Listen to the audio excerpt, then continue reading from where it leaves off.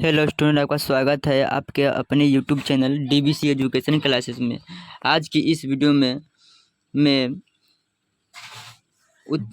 Centre पे exam की और 2024 20 नवंबर का क्वेश्चन पेपर आज कराने वाले हैं, जो कि सोशल साइंस का है, विज्ञान का। तो विषय कोड 112 रहेगा और पूरा सब्जेक्टिव ऑब्जेक्टिव क्वेश्चन यहीं से आएगा। तो आप लोग इस क्लास को अच्छे से देखिएगा और अपने दोस्तों के पास शेयर कर दीजिएगा। और क्लास अच्छा लगे तो इस चैनल को आप लोग सब्सक्राइब कर दीजिएगा। सब्सक्राइब करके बेल आइकन को दबा दीजिएगा तो आगे क्लास के नोटिफिकेशन आपको मिलता रहे। पहला क्वेश्चन की ओर बढ़ते हैं, इसमें समय नहीं लेंगे। पहला क्वेश्चन है, दर्पण की किस दर्पण की फोकस दूरी ऋणात्मक होती है? तो किस दर्पण की फोकस दूरी ऋणात्मक होती है? तो अवतल दर्पण की फोकस दूरी ऋणात्मक होती है। यह सेंटर पे एग्जाम के लिए बहुत ही महत्वपूर्ण प्रश्न है, क्योंकि 20 नवंबर को इसी में से 100% लड़ेगा। तो आप लोग इस क्लास को अच्छे से देखिएगा और चैनल को सब्सक्राइब कर लीजिएगा। और दूसरा नंबर क्वेश्चन है, दर्पण की फोकस दूरी एफ और वक्रता त्रिज्या आर में भी क्या संबंध है? तो क्या संबंध होता है? तो आर बराबर एफ बटा टू। ऑप्शन बी सही आंसर हो जाएगा। तीसरा नंबर क्वेश्चन है, सामान्य दृष्टि दोष के लिए स्पष्ट दृष्टि की न्यूनतम दूरी है। तो सामान्य दृष्टि के लिए न्यूनतम दूरी कितना होता है? 25 सेंटीमीटर होता है। करेक्ट आंसर बी हो जाएगा। चौथा क्वेश्चन है, श्वेत प्रकाश का कौन सा रंग वर्ण किस प्रिज्म से गुजर के पश्चात सबसे कम होता है? तो पश्चात सबसे कम किस वर्ण का होता है? तो सी, ऑप्शन सी हो जाएगा, लाल सबसे कम होता है। करेक्ट आंसर सी हो जाएगा। पांचवा नंबर क्वेश्चन है, मानव आँख की रेटिना द्वारा बनाई गई छवि होता है। तो मानव आँख की रेटिना द्वारा बनाई गई छवि होता है तो वास्तविक और उल्टा। करेक्ट आंसर बी हो जाएगा, वास्तविक और उल्टा। छठा क्वेश्चन है, आकाश का रंग नीला प्रतीत होता है। तो आकाश का रंग नीला प्रतीत क्यों होता है? तो प्रकाश का प्रकीर्णन के कारण आकाश का रंग नीला प्रतीत होता है। और 97वां क्वेश्चन है, किस दर्पण से वस्तु का प्रतिबिंब बड़ा बनता है? तो किस दर्पण से वस्तु का प्रतिबिंब बड़ा बनता है? तो अवतल दर्पण से वस्तु का प्रतिबिंब बड़ा बनता है। करेक्ट आंसर बी हो जाएगा। 58वां क्वेश्चन है, निम्नलिखित में से कौन सा लेंस निकट दृष्टि दोष को निकट दृष्टि को ठीक करने के लिए किया जाता है? तो निकट को ठीक करने के लिए अवतल का लेंस का उपयोग किया जाता है। करेक्ट आंसर सी हो जाएगा, अवतल। 9वां क्वेश्चन है, निम्नलिखित में से कौन उपकरण विद्युत धारा की उपस्थिति दर्शाता है? तो विद्युत धारा की उपस्थिति कौन सा मीटर दर्शाता है? तो गैल्वेनिकरण। करेक्ट आंसर ए में दिया गया है, गैल्वेनिकरण हो जाएगा। 9 के 1। और 10वां क्वेश्चन है, दाएं हाथ के अंगूठे के नियम को किसने प्रतिपादित किया था? तो दाएं हाथ के अंगूठे के नियम को किसने प्रतिपादित किया था? तो किसने प्रतिपादित किया? 10वां नंबर क्वेश्चन का आंसर हो जाएगा मैक्सवेल ने प्रतिपादित किया दाएं हाथ के नियम को। 11 नंबर क्वेश्चन है, विभवांतर का ऐसे मात्रक है। तो विभवांतर का ऐसे मात्रक क्या हो जाएगा? बोल्ट। विभवांतर का ऐसे मात्रक बोल्ट हो जाएगा। करेक्ट आंसर ए हो जाएगा। 12 नंबर क्वेश्चन है, निम्नलिखित में से किस संयोजन के द्वारा प्रतिरोध का मान बढ़ता है?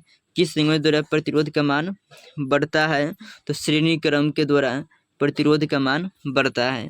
करेक्ट आंसर ए हो जाएगा, श्रेणी क्रम। चुंबकीय बल रेखा की प्रकृति होती है। चुंबकीय बल रेखा की प्रकृति क्या होती है? तो काल्पनिक होती है। करेक्ट आंसर ए हो जाएगा, काल्पनिक। 14 नंबर क्वेश्चन है, 1 किलोवाट घंटा किसके बराबर होता है? 1 किलोवाट घंटा किसके बराबर होता है? तो 3.6 गुने 10 के पावर 6 जूल होता है। करेक्ट आंसर सी हो जाएगा। नवीकरणीय ऊर्जा स्रोत का है। तो नवीकरणीय ऊर्जा स्रोत क्या होता है? तो नवीकरणीय ऊर्जा स्रोत सौर ऊर्जा होता है। करेक्ट आंसर बी हो जाएगा। कौन सा लेंस अपसारित लेंस को भी कहते हैं? तो कौन सा लेंस को अपसारित लेंस भी कहा जाता है? तो अपसारित लेंस अवतल लेंस को भी कहा जाता है। करेक्ट आंसर ए हो जाएगा अपसारिप लेंस। प्रकाश का प्राथमिक वर्ण है, तो प्रकाश का प्राथमिक वर्ण होता है लाल, नीला, हरा, ये तीनों प्राथमिक वर्ण होता है। तो करेक्ट आंसर डी हो जाएगा उपयुक्त सभी। निम्नलिखित में से कौन नेत्र का रंगीन भाग है? तो निम्नलिखित में से कौन नेत्र का रंगीन भाग है? 18 नंबर का आंसर हो जाएगा D, iris. Correct answer D हो जाएगा आइरिस। एक पीएच बराबर होता है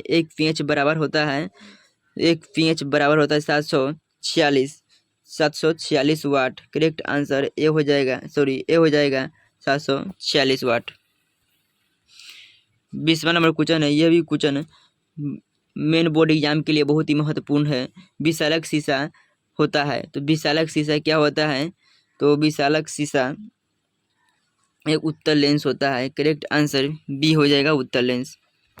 जब किसी चालक तार से विद्युत धारा प्रवाहित होती है तो गतिशील कण होता है। तो गतिशील कण होता है इलेक्ट्रॉन। यह भी 2025 के एग्जाम के लिए बहुत ही महत्वपूर्ण है, फाइनल परीक्षा के लिए। एम्पियर घंटा मात्रक है। एम्पियर घंटा मात्रक हो जाएगा एम्पियर घंटा मात्रक का आवेश। करेक्ट आंसर बी हो जाएगा। 23 नंबर क्वेश्चन है, निम्नलिखित में से कौन सा मात्रक वाट के बराबर है? तो निम्नलिखित कौन सा मात्रक वाट के बराबर है? तो करेक्ट आंसर जूल प्रति सेकेंड हो जाएगा, जूल प्रति सेकेंड। करेक्ट आंसर ए हो जाएगा।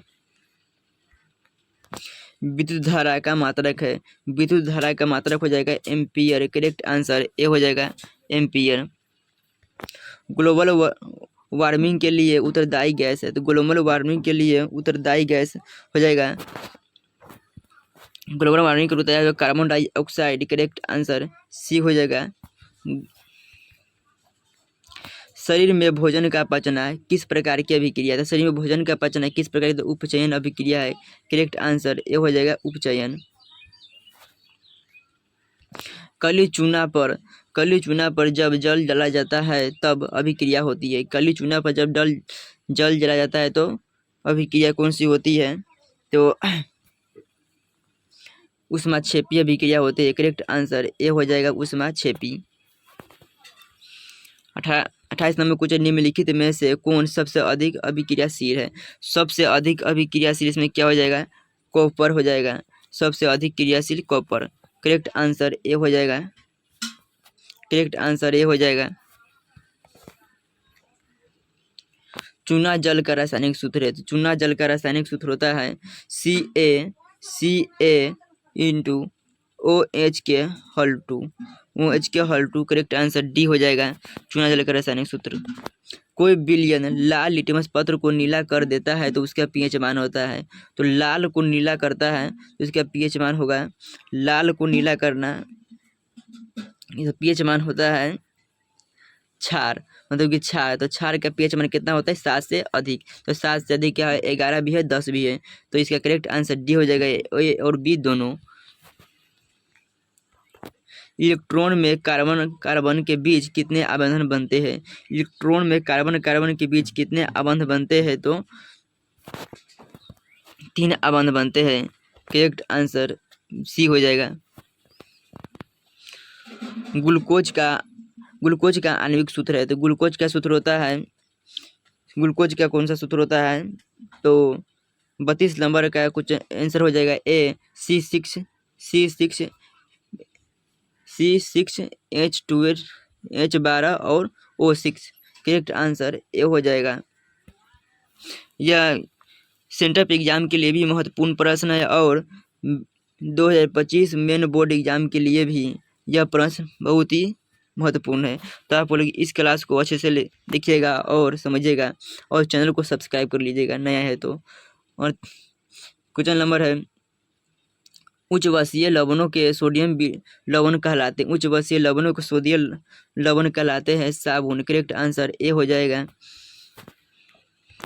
CHO अभिक्रियाशील मूलक को कहते हैं। CHO अभिक्रियाशील मूलक को क्या कहते हैं? तो एल्डिहाइड कहते हैं। करेक्ट आंसर ए हो जाएगा एल्डिहाइड। 35 नंबर क्वेश्चन है, आवर्त सारणी के किस आवर्त में दाएं से बाएं से दाएं जाने पर तत्व की परमाणु त्रिज्या घटती है बाएं से दाएं की ओर जाने पर। निम्नलिखित तत्वों को उनके धातुओं गुण के अनुसार बढ़ते क्रम में सजाएं। तो धातुओं को बढ़ते क्रम में सजाएं। इसके करेक्ट आंसर बी हो जाएगा, लिथियम, बेरिलियम और कॉपर। सिलिकॉन क्या है? 37 नंबर क्वेश्चन है, सिलिकॉन क्या है? तो 37 नंबर क्वेश्चन हो जाएगा, सिलिकॉन एक उपधातु है। करेक्ट आंसर सी हो जाएगा। निम्नलिखित में से कौन विद्युत धनात्मक तत्व है? तो विद्युत धनात्मक तत्व हो जाएगा 38 नंबर क्वेश्चन का आंसर सी, नाइट्रोजन। टिहरी बांध का निर्माण किस प्रदेश में हुआ था? टिहरी बांध का निर्माण उत्तर प्रदेश में हुआ था। करेक्ट आंसर बी हो जाएगा। 40 नंबर क्वेश्चन है, निम्नलिखित में से किस धातु को केरोसिन तेल में डुबाकर रखा जाता है? तो निम्नलिखित किस धातु को केरोसिन तेल में डुबाकर रखा जाता है? सोडियम को केरोसिन तेल में डुबाकर रखा जाता है। अपमार्जक से बनाए जाते हैं। तो अपमार्जक से क्या बनाए जाते हैं? तो अपमार्जक से Surf Excel, shampoo, easy Surf, ये सभी बनाए जाते हैं। करेक्ट आंसर डी हो जाएगा, ये सभी। पहले समय क्वेश्चन है, सौर सेल के किस उपयोग होता है? सौर सेल में किसका उपयोग होता है? तो सिलिकॉन का उपयोग होता है। करेक्ट आंसर बी हो जाएगा, सिलिकॉन का। 43 नंबर क्वेश्चन है, निम्नलिखित में से किसका उपयोग खाना बनाने वाले ईंधन में नहीं किया जाता है? तो खाना बनाने ईंधन में नहीं किया जाता है, किसका उपयोग? तो CNG का उपयोग नहीं किया जाता है खाना बनाने में। 2Cu प्लस O2 तीर का चिन्ह है, 2Cu है, ये क्या है? तो ये क्या हो जाएगा? यह ऑक्सीकरण अभिक्रिया है। करेक्ट आंसर ये हो जाएगा, क्योंकि यह ऑक्सीजन को जोड़ रहा है, ऑक्सीजन बढ़ रहा है इधर, तो ऑक्सीकरण अभिक्रिया हो जाएगा। निम्नलिखित में से किस समीकरण संतुलित है? निम्नलिखित में से कौन सा समीकरण संतुलित नहीं है? तो संतुलित नहीं है तो इसे Pb इधर है और NO2 5 है और इधर PbNO2 2 है, तो यह संतुलित अभिक्रिया नहीं है। करेक्ट आंसर बी हो जाएगा, संतुलित अभिक्रिया नहीं है। उदासीनी विलयन का pH मान होता है। उदासीनी विलयन का pH मान 7 होता है। करेक्ट आंसर ए हो जाएगा, 7। निम्नलिखित में से कौन दुर्बल अम्ल है? तो निम्नलिखित में से कौन दुर्बल अम्ल है? तो CH3 COOH यह दुर्बल अम्ल है। करेक्ट आंसर सी हो जाएगा, दुर्बल अम्ल है। क्रायोलाइट अयस्क है। क्रायोलाइट अयस्क है, तो क्रायोलाइट एक एल्युमिनियम का अयस्क है। करेक्ट आंसर डी हो जाएगा, एल्युमिनियम का। पोटेशियम की परमाणु संख्या होती है। तो पोटेशियम की परमाणु संख्या 19 होती है। करेक्ट आंसर पोटेशियम की परमाणु संख्या 19 होती है। करेक्ट आंसर सी हो जाएगा, पोटेशियम की परमाणु संख्या 19। और फॉर्मिक अम्ल का आयुर्वेदिक नाम है। फॉर्मिक अम्ल का आयुर्वेदिक नाम होता है, फॉर्मिक अम्ल चींटी के डंक को कहा जाता है, चींटी के डंक को कहा जाता है, तो यह मेथिनोइक अम्ल हो जाएगा। चींटी के डंक में कौन सा अम्ल पाया जाता है? तो मेथिनोइक अम्ल या फॉर्मिक अम्ल। करेक्ट आंसर ए हो जाएगा। 50 नंबर का क्वेश्चन, इथाइल अल्कोहल का अनुसूत्र है। इथाइल अल्कोहल का अनुसूत्र इनमें से कौन सा है? तो C2H5OH के OH। करेक्ट आंसर सी हो जाएगा। और 52 नंबर क्वेश्चन है, एल्काइन कौन है? इनमें से एल्काइन कौन है? तो इसमें से एल्काइन C2H2 हो जाएगा, एल्काइन। करेक्ट आंसर ए हो जाएगा। चीनी का रासायनिक सूत्र है। तो चीनी का रासायनिक सूत्र हो जाएगा C12H22O11। करेक्ट आंसर बी हो जाएगा, चीनी का रासायनिक सूत्र। 54 नंबर क्वेश्चन है, एसिटिलीन में कार्बन के बीच सहसंयोजक बंधन की संख्या है। सहसंयोजक बंधन की संख्या होती है एसिटिलीन में। तो 54 नंबर का क्वेश्चन है, एसिटिलीन का सूत्र होता है C2H2। इसे सहसंयोजक बंधन होएगा 3। करेक्ट आंसर डी हो जाएगा, 3।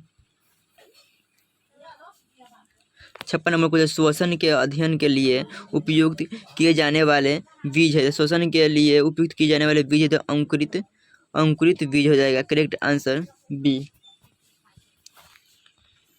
56 नंबर क्वेश्चन, मानव वृक्क किस प्रणाली का एक हिस्सा है? तो मानव वृक्क किस प्रणाली का हिस्सा है? तो उत्सर्जन का हिस्सा है। करेक्ट आंसर सी हो जाएगा। पौधे में जाइलम निम्नलिखित में से किसके परिवहन के लिए जिम्मेदार है? तो पानी के लिए परिवहन के लिए जिम्मेदार है। करेक्ट आंसर ये हो जाएगा।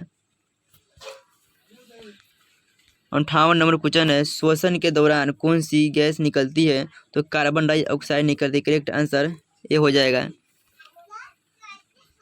फलों के पकाने को निम्नलिखित में से किसका नियंत्रण किया जाता है? तो फलों को पकाने के लिए किसका नियंत्रण किया जाता है? एथिलीन का नियंत्रण किया जाता है। करेक्ट आंसर सी हो जाएगा।